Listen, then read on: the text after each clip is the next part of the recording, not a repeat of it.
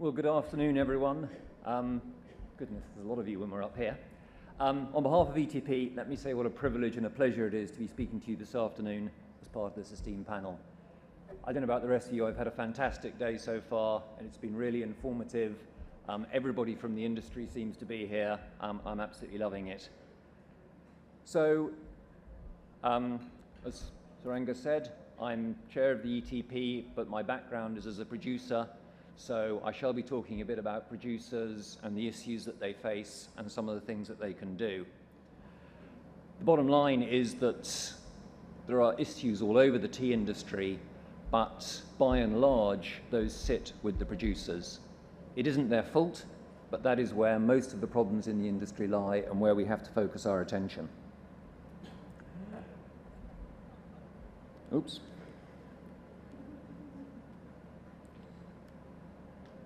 Okay.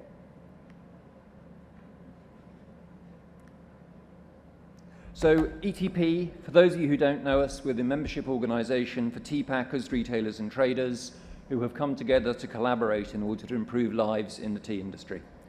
We've been around for nearly 30 years, and whilst we're based in London, we have teams on the ground here in Sri Lanka, India, Indonesia, Malawi, Kenya and Rwanda, because it is on the ground where our mission really counts.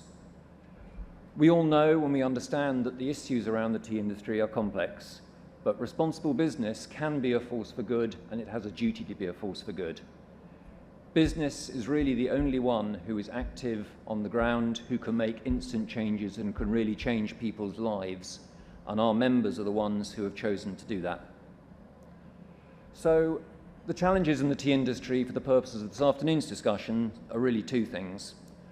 First of all, tea is too cheap, so therefore there is not enough money in the supply chain to go round.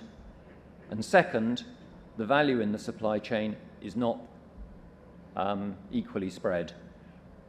Too much is going further up the chain and not enough goes down to the producers and their employees, and that is something we've got to look at. That situation is really exacerbated by a number of other factors which are affecting the industry. And I'm not going to talk about these now, but if we look at climate change, input prices, challenges of declining workforce, access to finance, and inability and sometimes reluctance to modernize, overproduction, and price fluctuations that make it very difficult to invest, these are all issues that again sit with the producers, and if they can't invest and they can't modernize, it makes their lives very, very difficult, and they certainly don't have the cash available to pay living wages, living incomes that we would all like to see in the industry. So, what are we going to do about it? The last session looked hard at the price being paid for the tea, and there was lots of innovative ideas. I want to look at the next step, which is how do we get that cash down the supply chain? How do we actually use additional cash that we get from the buyers, from the consumers, to feed into the producers, to feed into the workers on the ground, and to improve lives. But before I do that, I'm just going to put a couple of caveats on. And I was told, coming to this conference, to be brutally honest, and I think I have a duty to do that. So let me put the two caveats there. First, we have to be honest with ourselves. Even if the price of tea was to rise significantly, there is a surplus of tea on world markets.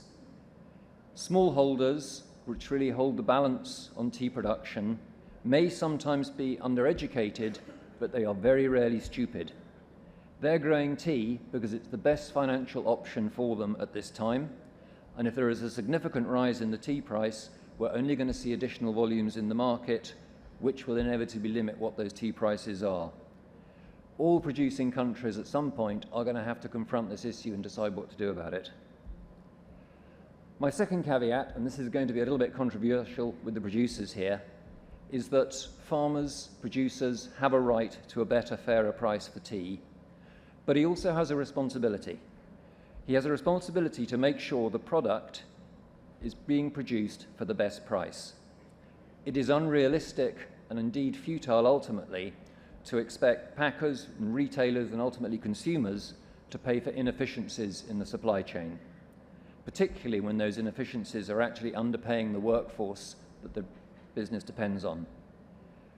Of course, there are teas that need to be picked by hand. I've spent a few days this week up in the Highlands here, and some of those slopes I would hate to be carrying any sort of basket up, let alone 40 kilos. And I do understand the quality arguments about hand-picked teas, but like every other industry and every other crop, tea has to take advantage of the opportunities that are afforded by modernisation and mechanisation, and to do it in a responsible way that doesn't harm workers and farmers. History has taught us that industries that fail to take advantage of mechanisation rarely survive, and certainly not in the mass market, and we should consider tea to be no different. So, if we've got the right price in the market, and we've got the right cost of production outside of the wages, how do we pass those benefits down to the producers and the workers? And there are lots and lots of ideas, but I just want to focus on three. First of all, for producers. Producers need to understand that there is a narrative, particularly in certain Western markets, that tea producers in developing economies are indifferent to the workers on the estates and the environments on those estates. Now, I know from my experience that nothing could be further from the truth. Huge investments are being made and have been made by most producers around human rights, around equality, around WASH programs, housing, green fertilizers, water management, carbon footprint. I could go on forever. There is an enormous amount of good work being done, but the world is not seeing it.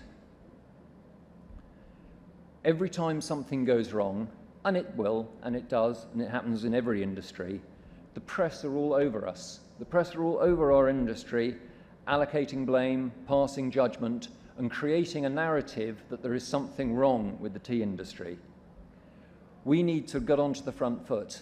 Producers, their tea associations, tea boards need to be pushing the message that actually the tea industry has changed and there is really good stuff being done. Ibrahim Afshar earlier had a brilliant idea of a living wage mark on the back of a pack. Interested to talk about how that might work. But it's not going to mean a thing if there is a narrative in the newspapers on the next aisle saying that there is something wrong with the tea industry and people are being abused. My second thought is for the buyers in the room. And when I talk about buyers, I mean the brands, the retailers, and the brokers. You have all heard, and most of you are doing responsible purchasing, but there is a way to go beyond that into what I call responsible contracting. Increasingly, all the buyers are asking the producers to include human rights and environmental obligations in their agreements. However, they are employing traditional contracting techniques that shift the risks and costs associated with these standards onto the supplier. And this is because traditional contracts do focus on company risk, not human rights and environmental risks. But the reality is that buyers and producers share responsibility for preventing harm in the supply chain. Shared responsibility, not risk shifting, is necessary to effectively manage complex risks in dynamic tea supply chains. There are three core principles to responsible contracting. And the first is how you allocate the risks and responsibilities. Supplier-only guarantees of perfect suppliance must go in favour of joint commitments to cooperate in carrying out human rights and environmental assessments. Second, responsible purchasing practices. A lot of people are already doing that, and they're good, but they need to be extended. And the final part is remediation and responsible exits. If and when adverse impacts occur, and they do, both parties need to be thinking about how they provide remedy to victims, take measures to ensure the harm stops, root causes are addressed, and impacts do not reoccur. And all that has to be done before returning to traditional contract remedies, the sort of suspending payments, cancelling orders, exiting. If we can do that, not only are we going to create much better outcomes on the ground, but we will change the narrative in the media about how the tea industry is performing. Finally, my third idea is around the role of government. Government and regulation has to create the environment where these things can succeed. There is no way that the people in this room can solve the issues in the tea sector. They are very rooted in the economic and cultural position of the countries in which tea is grown, but the tea industry is critical to the economies like Sri Lanka's, and even more critical to the workers on those estates. And government really does have a role in helping to create the environment where producers can invest, where you can get shared responsibility, and we can take the industry forward. So, I think we've done that. How can ETP help? We can do very little about the price of tea, either at the auction or at the consumer level. But as consumers become more aware of and care more about what they're consuming, the opportunity to establish a premium for ethically produced tea becomes much more tangible.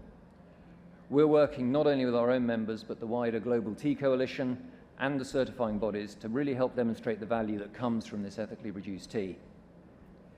I'm not going to go through all the different programs that we're doing. You can see that we split them into those that we do globally, around responsible contracting, human rights, policy and certification. But we also do local projects here in Sri Lanka. And if anyone wants to know more about those, do please go and see our stall out in the foyer. I think I'm running out of time, so I will leave it there. But I do urge you to think about what I've said today. It is not good enough just to get a better price for our product. We have to pass that down the supply chain, and we have to demonstrate to the world that the people working in tea, right down to the lowliest picker, is valued, is getting a living income, and has a life that is worth living. Thank you.